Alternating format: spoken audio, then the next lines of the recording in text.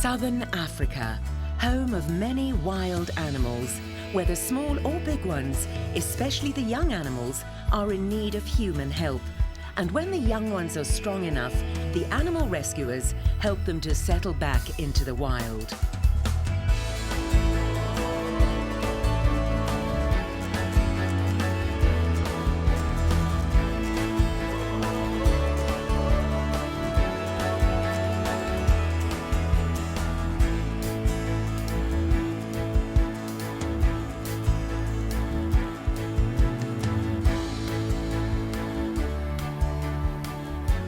In this episode of Raising Wildlife, a baboon baby finally makes new friends at the Animal Rescue Centre, CARE, in South Africa.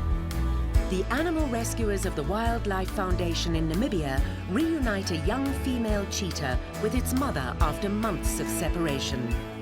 At the Riverside Wildlife Centre, an animal rescuer returns a bush baby to freedom.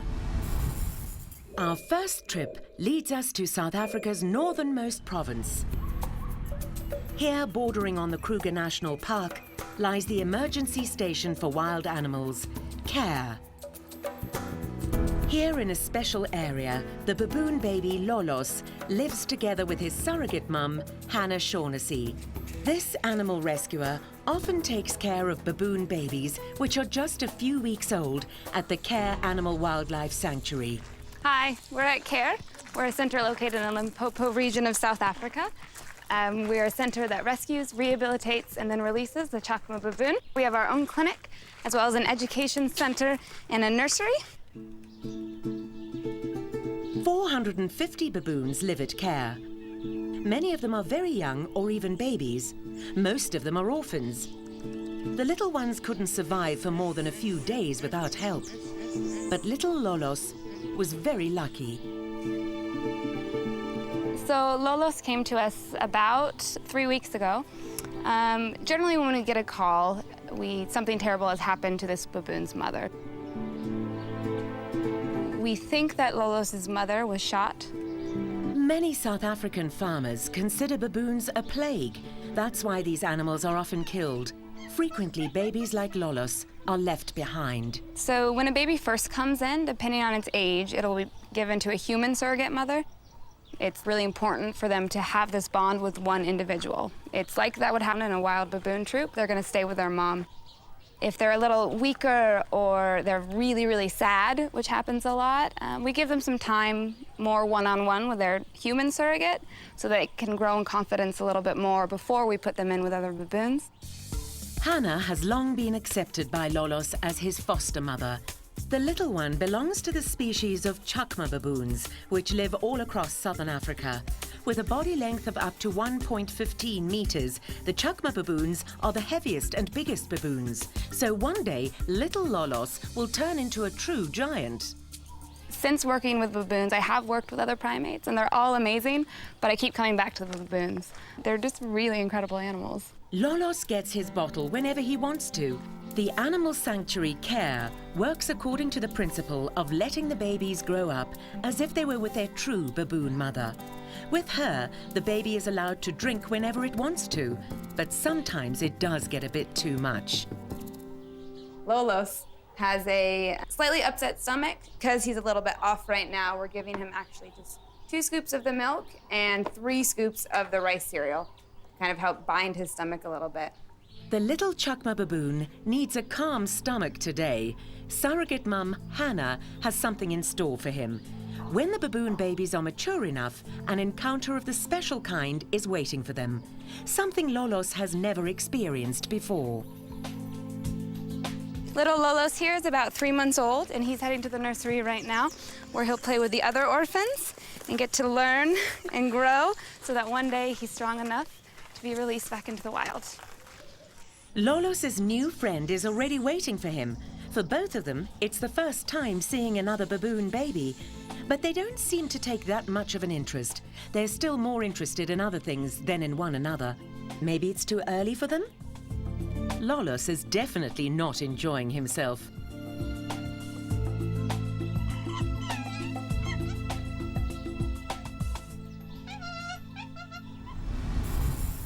Hobabus, capital of the region of Omaheke in eastern Namibia. Here in the endless savanna at the western fringes of the Kalahari Desert lies one of the best-known animal rescue centres, which also works scientifically. My name is Derek van Heerden, and we are at Riverside Wildlife Foundation. We are an animal care and rehabilitation centre. And the whole idea is to rehabilitate these animals so that they can function effectively as wild animals in the wild. Derek van Heerden and the farm manager, Riverside Venter, are currently working on a special project, a release program for cheetahs. Riverside Venter is on a mission. He has to catch a young cheetah female called Desert in order to release her. She will definitely not accompany him voluntarily, so he needs to use a trap cage. There's a little step, so I tie the meat to the step. Once the cheetah goes in, pulls the meat, it releases the trigger and the gate falls closed with the cheetah inside. Riverside's problem is that there are two cheetahs living there, Desert and a young male.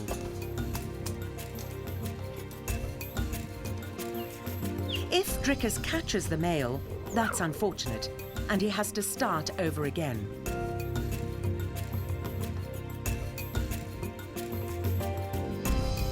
The waiting begins. One of the cheetahs scents the meat. Is it Desert? Or is it the male cheetah?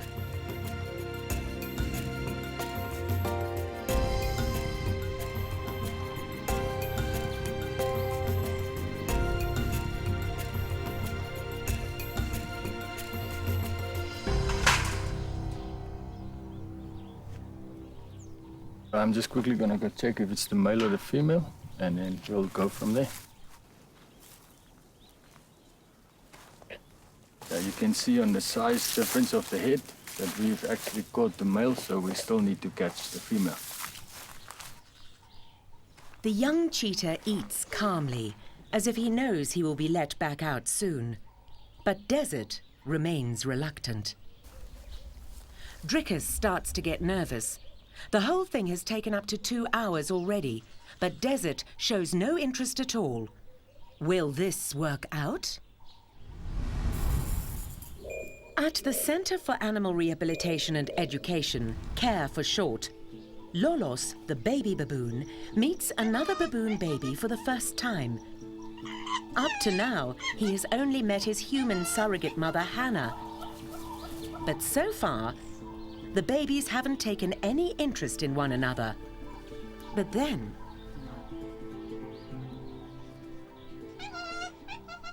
We do try and get them in with baboons as soon as possible, because really that's where they're going to start really growing and turning into a baboon. A first short encounter. Was that it? The ice has finally been broken. The two of them will become close friends over the next few days. So when they're spending about 90–95% of the time with each other, that's when we take ourselves out of the picture. So we'll leave them in an enclosure together, and basically we're hands off completely from them. The closer the two babies get, the less Hannah will take care of Lolos. In that way, she weans him off from herself as his human surrogate mother. A first step away from humans. A few days after that, Hannah has something else planned for Lolos. A big surprise in the true sense of the word. So here at CARE, once the babies are old enough and confident enough, we introduce them to a surrogate baboon mom who then facilitates them joining an already formed troop. So right now, Lolos, for the first time, is going to be meeting his potential surrogate, a female named Patat. So we're going to head in there and see if the two of them get along, and hopefully it works out really well. Right after finding his first friend, he's due to meet his first surrogate baboon mother. Baby Lolos is now ready to take a big step into his new life as a true baboon. Isn't that going to be a bit too much for him? Meanwhile, the next morning has arrived in the Harnas Wildlife Foundation in Namibia. But the chase after the young female cheetah Desert has not come to an end yet. Today, Desert should have been returned to the wild. A tough piece of work is still awaiting the animal friend, Drickus Venter. Okay, so this morning we're going out. Yesterday we were unsuccessful to get the female into the trap cages. So today we're going to go out and try and sedate her a bit with ketamine. But when Drickus arrives, he's in for a surprise. The cage is occupied. But is it really Desert in there? Or the male cheetah, which Drickus had released just yesterday? Okay, we were successful in capturing the female in the trap cage. So now we're going to move her to the holding pen. Okay, hold it, sweetheart. Drickus, jy moet net optel. Laat sy nie voet seer maak. Yep. Okay. The female cheetah Desert is to be released this very day, together with her surrogate mother, Pride. Pride has been living in the wild for quite some time now, and she's supposed to help her daughter to cope out there. No one knows whether that will work out. But before that can happen, Desert's GPS collar needs to be put around her neck. But the cheetah needs to be set free inside the compound first. Desert is obviously aggressive, but someone has to do it. Drickus.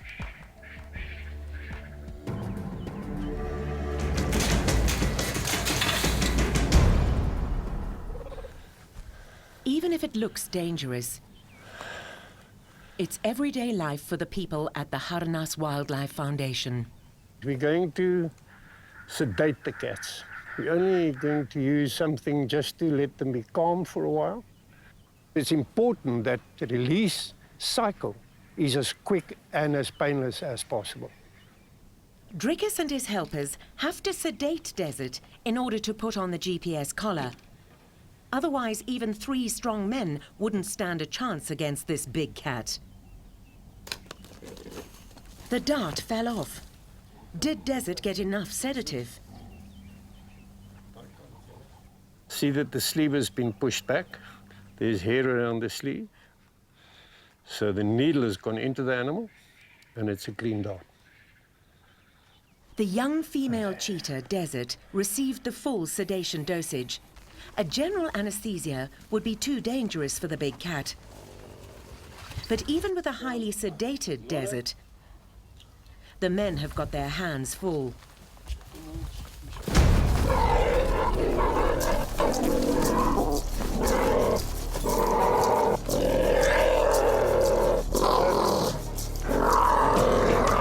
Enough! In spite of all the precautions, Desert catches Drickus by the arm.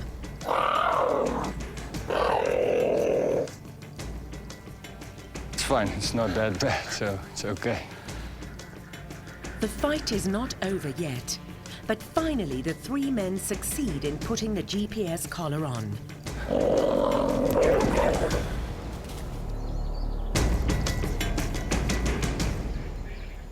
The cheetah slowly calms down.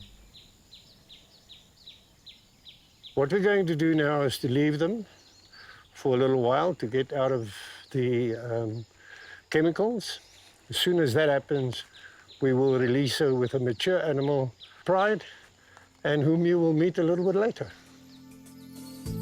The release of the surrogate mother, Pride, and her daughter, Desert, is something special, even for the people of the Harnas Wildlife Foundation.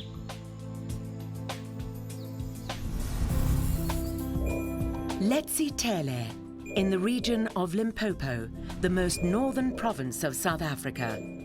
The Riverside Wildlife Rehabilitation Centre is close by. The Animal Rescue Centre is known for having the highest animal welfare standards worldwide. Lauren Tohill is a project manager at the rescue centre. She mainly takes care of the bush babies, one of the many kinds of monkeys in the Animal Emergency Centre. Her boss, Bob Fenter, is the director and founder of the Animal Rescue Centre. We do rehabilitation of wildlife. We specialize in primates.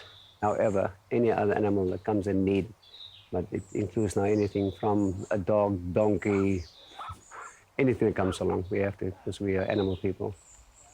The majority of animals in the Riverside Wildlife Centre are South Africa's native types of monkeys: baboon, guenon and bush baby. Lauren Tohill especially lost her heart to the little bush babies, even though in the beginning she had planned to work at the centre for just a few days. So I went onto one of the websites and found this place, and I came out here for 2 weeks, and since then I fell in love with it. But the love hadn't been strong enough to make her stay. Not yet. And I was out here last New Year and fell in love with it all over again, so I decided to go home, quit my job and come and help work. Since then, she's been working here as an animal rescuer. Her favourites are the bush babies. If need be, she also collects bugs for them. We also provide them with bugs, because this is what they would naturally eat in the wild. It's really old school. We go out with a big net and a yogurt box and catch bugs for this little guy. For sure, collecting bugs isn't her favourite pastime, but Lauren has fought it out, and being a project manager has become an important support for her boss, Bob Fenter. He likes the little monkeys too, especially because bush babies often have a bad image.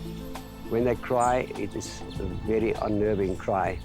And people believe that that is a definite call for death, and they just have to be exterminated. Often these pet bush babies end up with Lauren. Abandoned by their owners, these pets have never come across a proper bush baby meal. So once we've caught all the bugs, we'll take 1 or 2 spoons of yogurt, mix it around. This just helps the bugs stick so they don't fly away. So we'll push them all in like so, so they can't get away.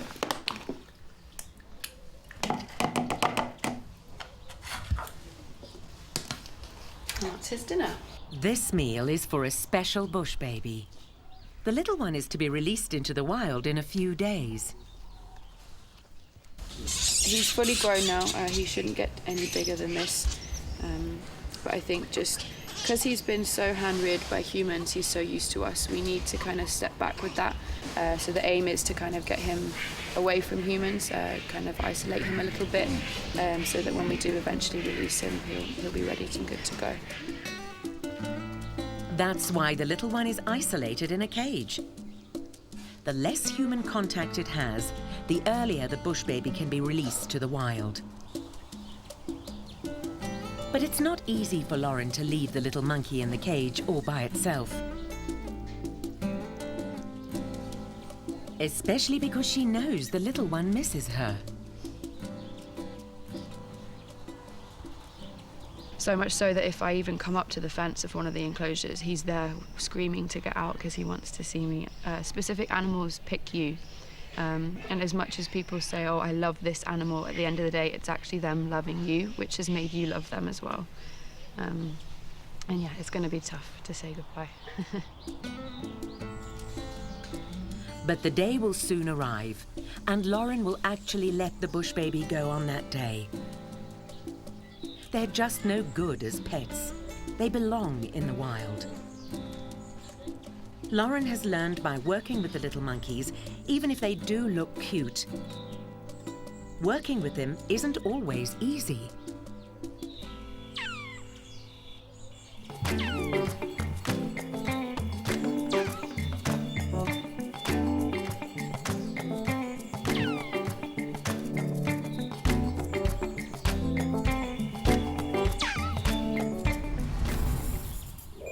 The Centre for Animal Rehabilitation and Education, CARE for short, in the north of South Africa.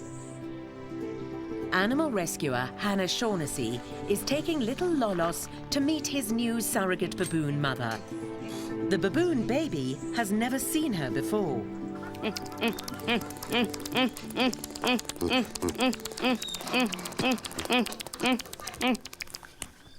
You think, Patats? It's a baby. Or Those are like comfort grunts, friendly grunts. And then the other really important thing is lip smacking. Helps them build relationships and talk to each other. So we know that as she's lip smacking, she's happy and she's friendly and she's trying to make friends with me. You're curious. So generally they're all quite nervous at the beginning. They've, just been with their surrogate and the other volunteers. So an adult female baboon can be a little bit nerve-wracking, but generally as time goes on, they get more and more comfortable with the baboons. But Patats, the surrogate mother, is much too excited to be able to care about Lolos. So every time she goes up to Lolos or Lolos goes up to her, I start grunting more because I want her to know that it's okay to touch the baby. Slowly, Lolos and Patats are calming down. Their relationship will become more and more intimate over the next few days. So usually it takes about 3 weeks between when we first introduce the baby to the mom and we're ready to leave them. For Lolos, everything is happening in rapid succession, and the next big thing is approaching. Once this bonding process is done, Lolos will then go back to meet the rest of his troop. So we'll slowly introduce him to the rest of the troop members, and then he'll spend that time with his troop before release. So if we were to put a bunch of babies together and they all grow up together, we have to wait until they're all sexually mature before we can release them. The rest of his troop he's going in with are all adults. So they're going to be ready to be released in a couple of years, which means Lolos will hopefully be released when he's 2 or 3. Hannah will finally withdraw from Lolos in 3 to 4 weeks at the latest. The little baboon will become part of a group and will quickly forget his human surrogate mother. And by then, Hannah will already have started taking care of the next baboon baby. The region Omaheke in the vast Namibian savanna on the western fringes of the Kalahari Desert. Derek van Heerden and Drickus Venter of the Harnas Wildlife Foundation are looking for the surrogate mother of the young female cheetah. Pride, that's the mother's name, is supposed to accompany Desert on her release into the wild. After almost an hour of searching, the men have found Pride with the help of GPS and ultra-shortwave signals. Even though Pride lives in the wild, she doesn't seem to mind the men's presence. She was a hand-raised cat, which means she's very used to humans. And we have been successful in releasing Pride in the wild. After their release, Pride is supposed to show her daughter life in the wild and to help her cope out there. No one knows whether this will work out, though. Pride has complete trust in the men of the Harnas Foundation, something very unusual for a wild female cheetah. Pride has been with us since she was born, and she is now about 12 years old. And for all intent and purposes, this cat operates as a wild cheetah. She fends for herself, she catches her own food. We have virtually no interference with her. The idea now is to put out Desert with Pride and leave them out for a while, and we'll monitor them and see how Pride and Desert gets along. Mother and daughter have enough space out in the wild. The 2 female cheetahs are released into a huge habitat. The lifeline is an area of roughly about 8,000 hectares, that's about 80 square kilometers, which we have dedicated for projects like Pride, specifically for research. In this case, the release of the 2 big cats is quite simple. Just open the door of the enclosure and let the cats out. You don't need to teach an animal how to hunt. That is instinctive. it'll always be wild. It'll always do the unpredictable. The problem one has is to teach an animal to not go to humans and be dependent on humans. In taming a wild cat, you're actually taking a piece of its life away. And our whole vision is to take that cat and make it a wild cat. But Desert is still reluctant to embrace her freedom. Finally, things work out with a little help from Drickers. Mother Pride approaches the whole thing in a much more relaxed way.